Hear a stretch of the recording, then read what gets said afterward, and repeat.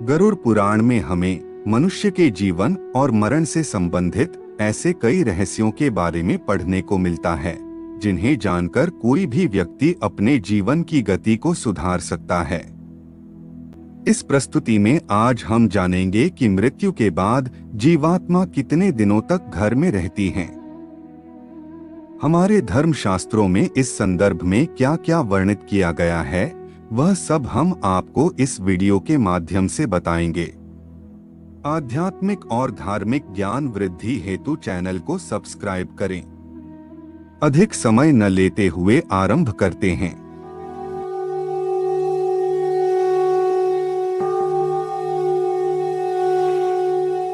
गरुड़ पुराण वैष्णव संप्रदाय से संबंधित है और इस पुराण के अधिष्ठाता देव सृष्टि के पालनकर्ता भगवान विष्णु हैं। आपने हमारी प्रस्तुति गरुड़ पुराण भाग 1 में देखा कि कैसे यमदूत उस जीवात्मा को यमलोक ले जाते हैं। वह जीवात्मा 24 घंटों के पश्चात पुनः वापस आती है और 24 घंटों के दौरान जीवात्मा को उसके संपूर्ण जीवन का लेखा जोखा दिखाया जाता है, जिसमें यह आकलन होता है कि अपने जीवन काल में इस जीवात्मा ने कितने पाप और पुण्य किए हैं। इसके पश्चात आत्मा को फिर उसी घर में लाया जाता है जहां उसने अपने शरीर का त्याग किया था और 13 दिन तक वह जीवात्मा वही अपने परिवार के बीच रहती है। मोह व वासना से भरी वह जीवात्मा बार बार अपनी देह में प्रवेश करने का प्रयास करती है, किंतु यमदूतों के पाश द्वारा बंद जाने से वह कुछ भी करने में असमर्थ हो जाती है। वह अपने परिवार, रिश्तेदार व मित्रों को उसकी मृत्यु का शोक मनाते देखती है। वह उन्हें चुप कराने का प्रयास भी करती है, परंतु उसकी उपस्थिति का ज्ञान किसी को नहीं होता। फिर वह अपने सामने स्वयं के मृत शरीर को देखती है और भूख प्यास से जोर जोर से विलाप करते हुए रोने लगती है। इसके साथ साथ गरुड़ पुराण में यह भी बताया गया है कि मनुष्य पुण्य कर्म तो करता है, परंतु उसके पुण्यों की संख्या उसके द्वारा किए गए पापों से कम होती है, अर्थात मनुष्य पुण्यों की अपेक्षा पाप अधिक करता है। इसके समाधान स्वरूप मृत्यु के पश्चात पिंड दान करना आवश्यक बताया गया है। 10 दिनों तक जीवात्मा के उद्देश्य से पुत्रगण पिंडदान देते हैं।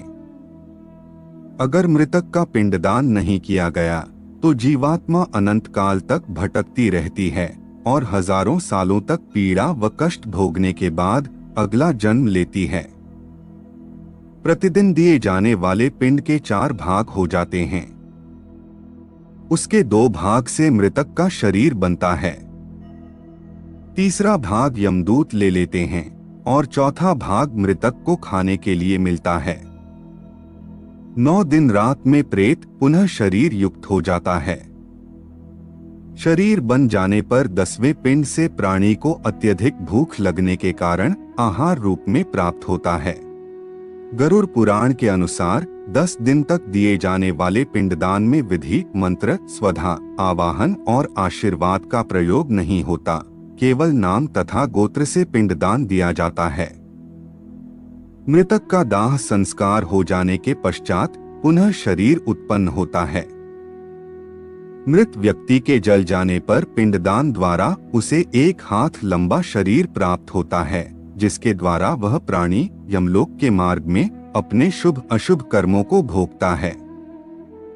पहले दिन जो पिंडदान दिया जाता है उससे मूर्धा, दूसरे दिन के पिंडदान से ग्रीवा और दोनों स्कंध बनते हैं, तीसरे दिन के पिंडदान से हृदय व चौथे दिन के पिंडदान से पृष्ठभाग उत्पन्न होता है।